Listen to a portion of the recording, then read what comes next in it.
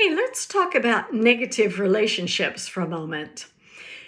The pattern of negative relationships generally starts when we're young, and we hear a lot of the things that you do aren't good enough. And then you hear that often enough until it starts to translate inside of you to, I'm not good enough.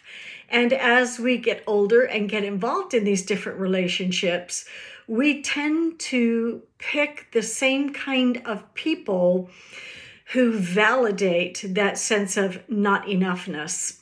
So if your father was strict and disciplined you a lot and just went on and on at you and it felt like nothing you ever did was good enough, chances are you will pick a woman or a man who, and even your friends, who are very similar to your father in their behavior.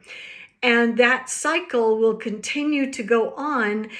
And unconsciously, what we're trying to do is recreate the past and have it have a different outcome.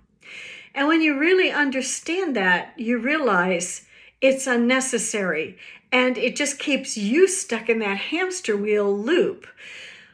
What has to change is you, me. We have to look at those beliefs that we have going on and begin to question them. So perhaps you could try an exercise of whomever it is in your life. So I'll just say my husband. Frank makes me feel uncomfortable. Frank makes me feel insecure, but let's just stay with uncomfortable or insecure.